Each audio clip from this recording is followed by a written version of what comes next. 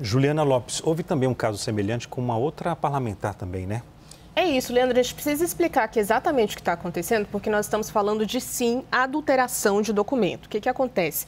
Conversei com Duda Salabert, ela me contou que também foi convidada para uma outra palestra sobre lideranças de educação na primeira infância.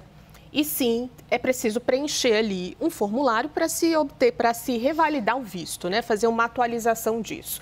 E o mesmo aconteceu com ela, que aconteceu com Erika Hilton. O que acontece? Elas preenchem o formulário com todas as informações, conforme informações que tem ali nos documentos, que elas têm nos próprios documentos.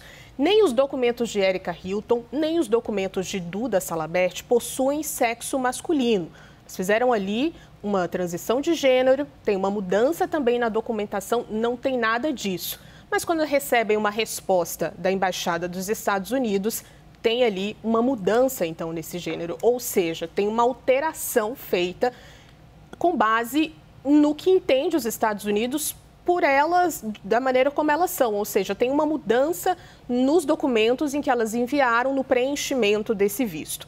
Aí tem vários questionamentos sendo feitos pelas deputadas. O que a gente faz agora? A gente afirma que isso foi um crime de falsidade ideológica, porque sim, tem uma alteração dos dados das parlamentares. E aí vai ser uma questão diplomática contra a Embaixada dos Estados Unidos? Qual que é o caminho agora para que isso seja revertido? Porque nós estamos falando de alteração nos nossos documentos, foi o que me disse Duda Salabert. Então, elas estão num momento, assim como Erika Hilton Duda também, de entender como vai se posicionar o Brasil diante disso. Não por um visto ter sido negado, porque não foi o que aconteceu, mas por elas terem preenchido um sistema com os seus documentos e as informações foram alteradas. É esse o questionamento nesse momento. Então, nós não estamos falando da recusa de um visto que estava tentando ser reavaliado pelas parlamentares, mas de uma alteração feita nas informações passadas pela embaixada.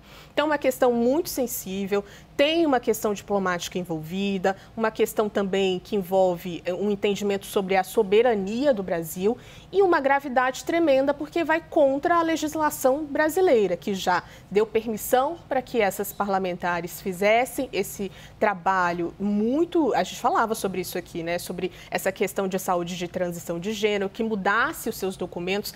A Duda até comentou aqui que são documentos mortos, o que estava ali registrado antes já não existe mais. Então, como é que essa alteração foi feita?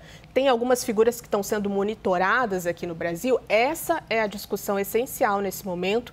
E sim, elas duas procuram ali o Itamaraty e órgãos do governo para entender como é que vai ser o diálogo sobre isso daqui para frente.